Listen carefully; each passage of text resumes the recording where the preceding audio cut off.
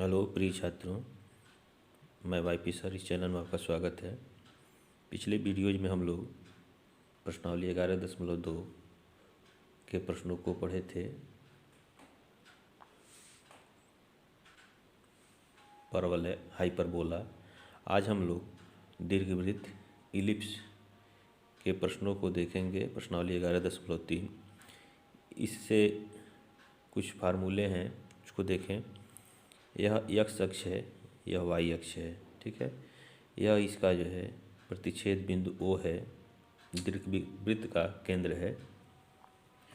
तो इसमें पहले आता है नाभि। तो नाभि हम किसे कहते हैं? तो नाभि, दीर्घवृत्त का नाभि वह दो स्थिर बिंदु हैं जिनसे दीर्घवृत्त के तल पर उनकी दूरी का योग सदैव स्थिर होता है, योग बराबर होता है, ठीक है। योग अचर होता है कह सकते हैं। जैसे मान लीजिए यहाँ हम कोई बिंदु ले लें और इसको हम कहें F1, यह नाभि है, और यह जो है F2 है। तो F1 को अगर इस बिंदु से हम मिलाएं और इसको इससे मिलाएं, या फिर कहीं अन्य जगह भी ले लें और उस बिंदु को F1 F2 से मिलाएं, तो इन दोनों का योग, जैसे मान लेते हैं यहाँ P बिंदु ले लिए, ठीक। तो PF1 प्लस PF2, फिर दूसरे जगह कहीं P लेते हैं तो फिर PF1 प्लस PF2। ये सभी योग जो है ये अचर होते हैं, स्थिर होते हैं। तो ऐसी स्थिति में इन दो बिंदुओं को, स्थिर बिंदुओं को हम नाभि कहते हैं, ठीक। अब यहाँ से इसके केंद्र से यदि C दूरी F1 की हो तो इसका निर्देशांक जो है पहले नाभि का C0 होता है, ठीक है। और यहाँ से यहाँ तक की दूरी -C है तो इसका निर्देशांक -C0 हो जाएगा, ठीक है। अब यहाँ O से लेकर के यह कटान बिंदु को हम A मान लें, ठीक है। A ले लें और इसको B ले लें, तो इसका निर्देशांक, ये शीर्ष हो जाएगा, ये दीर्घवृत्त का शीर्ष कहलाएगा A और B। तो इसका निर्देशांक हम कहेंगे A0, ठीक है। यदि O से A की बीच की दूरी A हो, ठीक है, और यहाँ से जो है इसको हम कहेंगे -A0, ठीक है। अब देखें वाई अक्ष पर यदि O से ले करके इसको हम कह दें, इसका नाम रख दें, इसे A' कह दें, ठीक है, A', और इसको हम B और B' कहें। तो अब देखें A' यह जो कहलाएगा दीर्घ अक्ष, ठीक, और यह कहलाएगा B' जो है लघु अक्ष कहलाएगा। यदि O से B के बीच की दूरी जो है B हो तो इसका निर्देशांक हो जाएगा 0B और इसका हो जाएगा 0 - B। तो अब आप देखें इसका दीर्घ अक्ष जो होगा यह 2A के बराबर होगा, ठीक। लघु अक्ष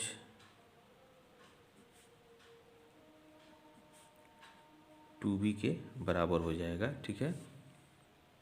अब देखें ये दीर्घवृत्त का नाभि x अक्ष पे है। तो यदि दीर्घवृत्त का नाभि x अक्ष पे अगर हो तो दीर्घवृत्त का समीकरण जो होगा, दीर्घवृत्त का समीकरण x² + y² + b² = 1। यह दीर्घवृत्त का समीकरण होगा कब?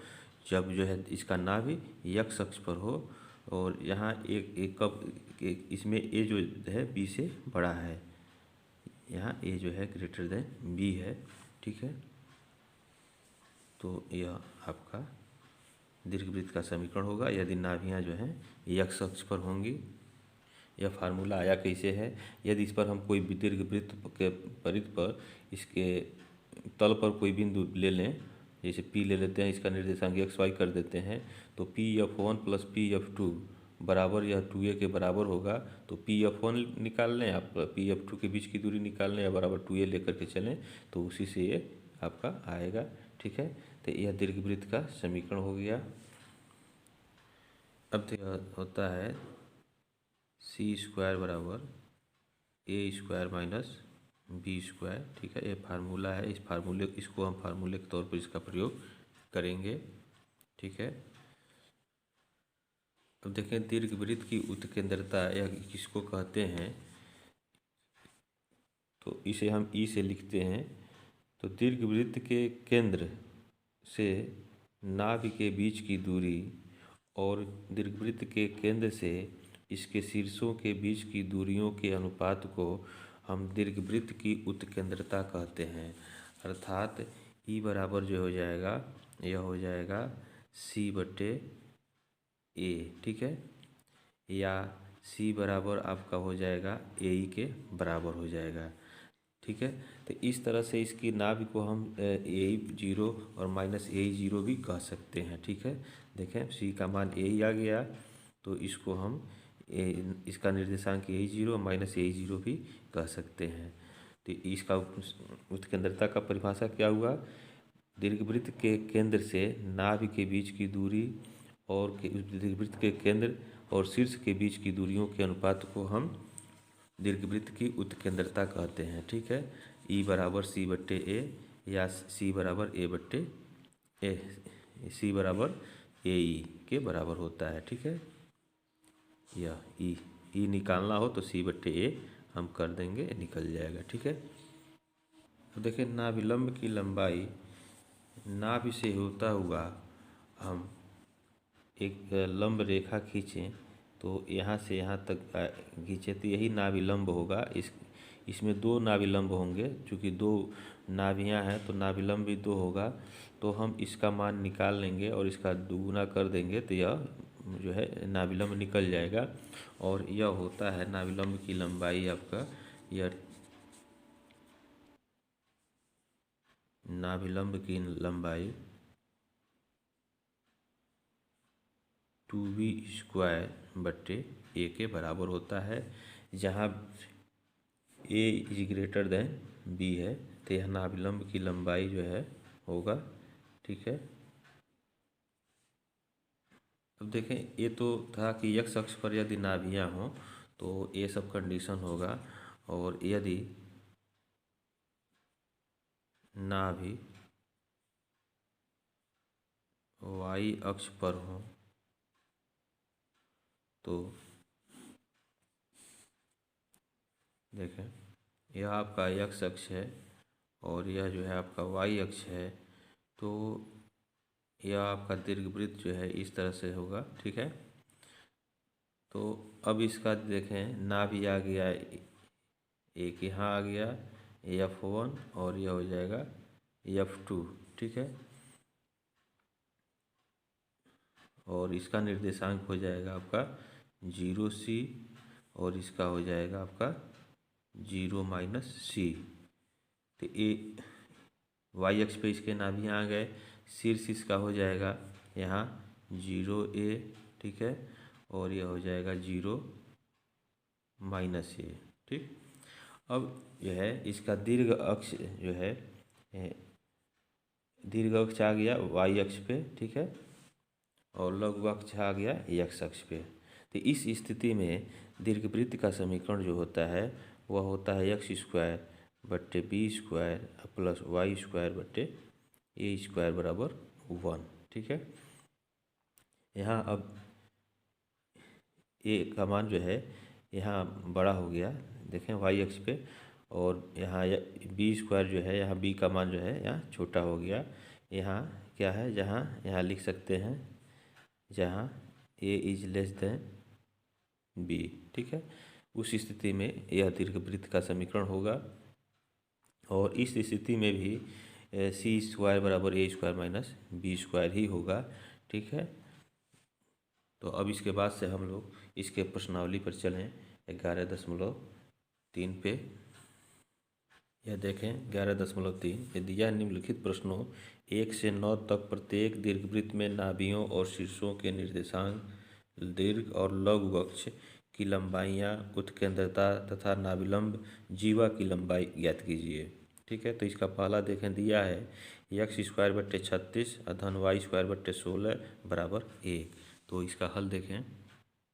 यहाँ आपका प्रश्न दिया हुआ है, या x²/36 धन y²/16, यह आपका दीर्घवृत्त दिया हुआ है। ठीक है, इसको हम मान लें फर्स्ट।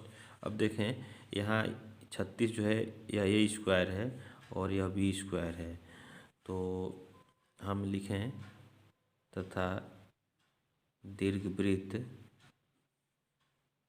का समीकरण क्या होता है, x²/a² प्लस y²/b² बराबर 1। तो इन दोनों की तुलना कर दें समीकरण फर्स्ट एवं सेकंड से। ठीक है, तो a² बराबर 36 और b² बराबर 16, अर्थात हम डायरेक्ट भी लिख सकते हैं। ठीक ना, a बराबर 6 और b बराबर 4। ठीक, अब देखें, अब चूँकि c बराबर होता है आपका √a² माइनस b², तो यहाँ हम a² का मान यहाँ 36 रख देंगे। ठीक है, और b² का मान 16 रख देंगे, और एक घटेगा तो 6 में से 6 गया 0, 3 में से 1 गया 2, यह √ हो जाएगा। ठीक है, अब देखें चूँकि हम इसका वर्गमूल ले रहे हैं इसलिए इसको हम प्लस माइनस ये करनी में 20 हम लिख लेंगे। ठीक है, अब इसके बाद से इसकी नाभियाँ क्या हो जाएंगी देखें, इसलिए नाभि क्या था, पहला C0 और दूसरा -C0 था, तो दोनों को एक साथ हम लिख सकते हैं प्लस माइनस C और 0 लिख सकते हैं। तो यहाँ जो है हमारा प्लस माइनस C के जगह √20 और कामा 0, यही जो है इसकी नाभि हो जाएगा, नाभि के निर्देशांक हो जाएंगे। ठीक है, अब शीर्षों के निर्देशांक निकालना है, तो हम लोग शीर्षों के निर्देशांक देखे थे, a0 और ये -a0 था। ठीक है, शीर्षों के निर्देशांक तो प्लस माइनस a0 हम इसको लिख सकते हैं। ठीक है, तो a का मान जो है देखें यहाँ 6 है। ठीक है, प्लस माइनस यहाँ 6 हो जाएगा, तो यहाँ लिखें प्लस माइनस 6 और कामा 0। ठीक है, अब इसके बाद से देखें क्या पूछ रहा है, दीर्घ अक्ष और लघु अक्ष की लंबाई पूछ रहा है। तो दीर्घ अक्ष जो है जब a बड़ा होता है तो x अक्ष पे होता है दीर्घ अक्ष, तो यहाँ हो जाएगा दीर्घ अक्ष की लंबाई 2a के बराबर होता है, और यह हो जाएगा आपका 2 गुणे a का मान, यहाँ देखें a का मान जो 6 है तो यह आपका 12 हो जाएगा, यहाँ 6 लिखें तो यह आपका 12 हो जाएगा, दीर्घ अक्ष की लंबाई 12। ठीक, लघु अक्ष निकालने,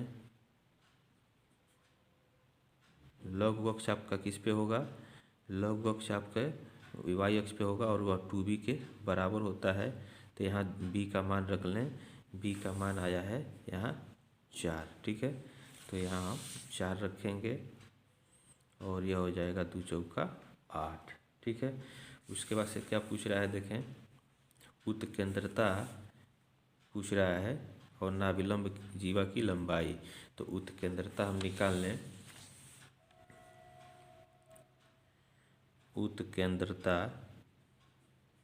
E बराबर होता है C/a के बराबर होता है। तो C का मान जो है हमारा निकला है देखें प्लस माइनस करनी में 20, तो यहाँ हो जाएगा प्लस माइनस करनी में 20, और a का मान जो है 6 है तो बट्टे 6 हो जाएगा। ठीक है, चूँकि यह एक अनुपात है, ठीक है, इसलिए इसका चिन्ह हम नहीं लिखेंगे, तो यह हम लिखेंगे करनी में 20/6 E बराबर। ठीक है, तो यह उत्केंद्रता हो गया। अब नाभिलंब जीवा की लंबाई निकालनी है, तो यहाँ लिखें नाभिलंब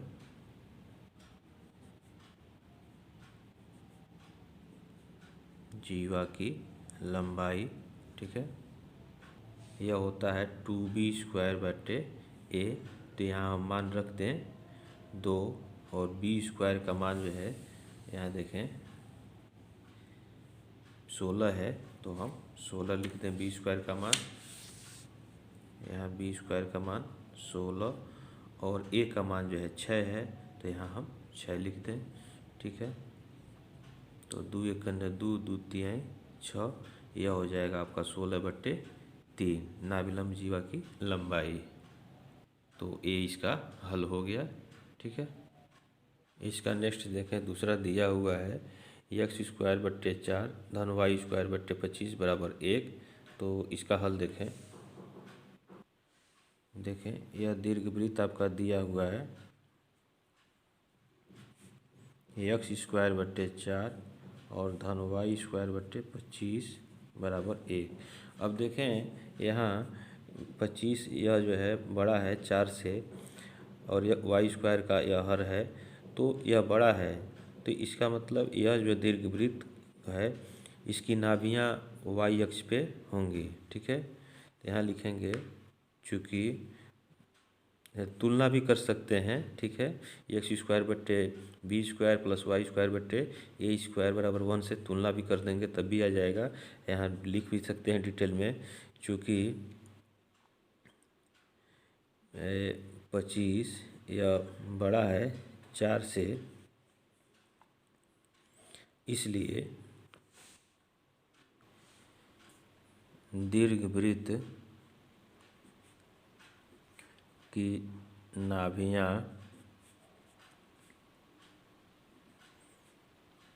y अक्ष पर होंगी। ठीक है, अब जब y अक्ष पे होगा तो यहाँ b का मान कितना हो जाएगा, b जो है 2 हो जाएगा और a का मान आपका यह 5 हो जाएगा, 5 का वर्ग।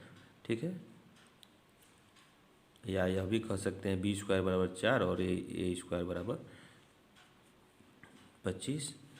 तो अब यहाँ से c बराबर कितना हो जाएगा, c बराबर हो जाएगा a² - b²। यहाँ से निकालने a² का मान जो है 25 हो जाएगा। ठीक, और b² का मान ये 4 हो जाएगा, और यह हो जाएगा 5 में से 4 गया 1, यह हो गया आपका 21। ठीक है, यह अंडर रूट में होता है। ठीक,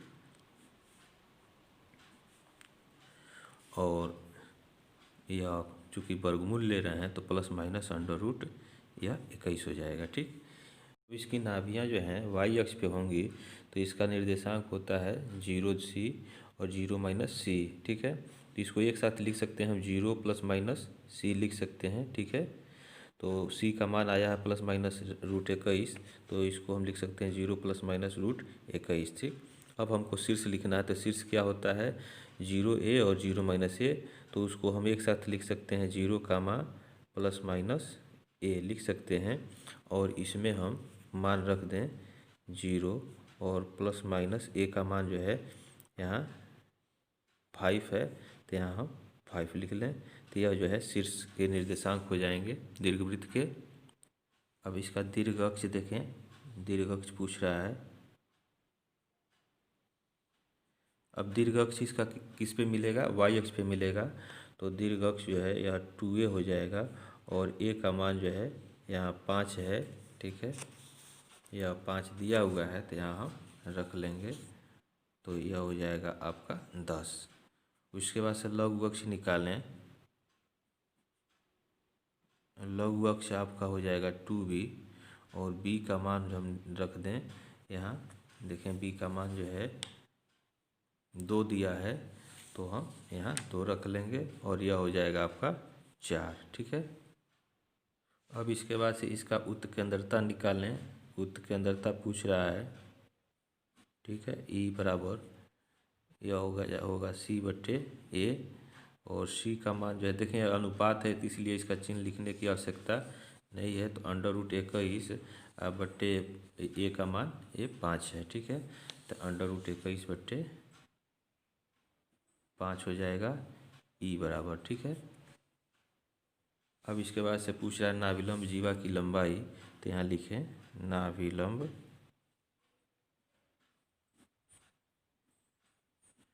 जीवा की लंबाई यह होता है आपका 2b² तो 2 और b का मान जो है 2 है, इसका वर्ग हो जाएगा बट्टे a का मान जो है आपका a का मान देखें 5 है, a का मान 5 है तो हम यहाँ 5 रख लेंगे तो 2 दूना 4 दूना 8/5 यह नाभिलंब जीवा की लंबाई हो जाएगा। तो यह इसका हल हो गया। ठीक है, यह नेक्स्ट क्वेश्चन देखें। तीसरा दिया हुआ है x²/16 धन y²/9 बराबर 1। तो इसका हल देखें। यह भी जो है पहले की तरह से होगा। ठीक है, तो देखें इसका हल। तो यह आपका दिया हुआ दीर्घवृत्त x²/16 प्लस y²/9 बराबर 1। ठीक है, अब देखें इसका हर x² का हर जो है बड़ा है y² के हर से, तो इसका नाभियाँ जो हैं x अक्ष पे होंगी और यह x अक्ष के अनुदिश होगा दीर्घवृत्त। तो इसलिए परवलय का समीकरण हो जाएगा दीर्घवृत्त का समीकरण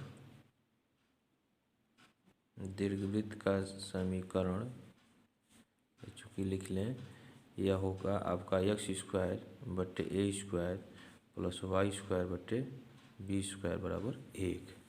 तो यहाँ से इसको फर्स्ट मान लें और इसको सेकेंड, और फर्स्ट एवं सेकेंड की तुलना करें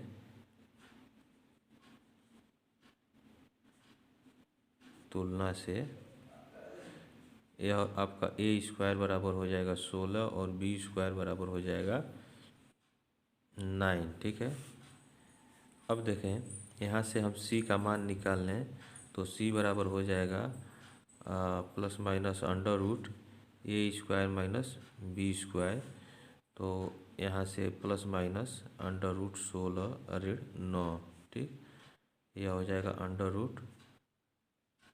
√7। ठीक है, c का मान जो है प्लस माइनस √7 हो जाएगा।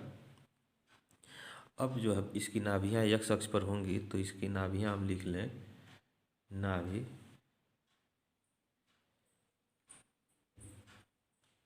नाभि के निर्देशांक क्या हो जाएंगे, प्लस माइनस c और 0। तो यहाँ हम मान रखें c का मान जो है √7 हो जाएगा। ठीक है, और 0 हो गया है। अब शीर्ष इसका क्या हो जाएगा, शीर्ष इसका हो जाएगा प्लस माइनस a0। ठीक है, तो देखें प्लस माइनस a² बराबर 16 है तो a बराबर 4 हो जाएगा। तो यहाँ लिख लेंगे प्लस माइनस 4 और 0, यह शीर्ष के निर्देशांक हो गए। ठीक है, उसके बाद से दीर्घ अक्ष हमसे पूछा जा रहा है। तो दीर्घ अक्ष आपका जो है x अक्ष पर होगा और वह होगा 2a के बराबर हो जाएगा और a का मान जो है 4 है तो यहाँ हम 4 रख दें तो यह हो जाएगा 2 चौका 8। दीर्घ अक्ष की लंबाई 8 हो गया। और लघु अक्ष आपका जो है y अक्ष पर होगा तो और वह 2b के बराबर होगा तो उसको हम निकाल लें लघु अक्ष। ठीक है, लघु अक्ष यह आपका 2b के बराबर होगा तो b का मान यहाँ रख दें। b आपका जो है देखें b² 9 है तो b जो है आपका 3 हो जाएगा। तो यहाँ हम 3 रख दें तो यह 2×3 6 हो जाएगा। ठीक, उसके बाद से उत्केंद्रता निकालना है। उत्केंद्रता E बराबर हो जाएगा c/a। तो c का मान जो है निकला है देखें प्लस माइनस √7 निकला है। तो चूंकि यह अनुपात हम लोग लिख रहे हैं तो चिन्ह छोड़ देंगे तो यह हो जाएगा आपका √7/a का मान जो है 4। ठीक है, तो यह इसका उत्केंद्रता हो जाएगा। उसके बाद से हम निकालें नाभिलंब की लंबाई। ठीक है, नाभिलंब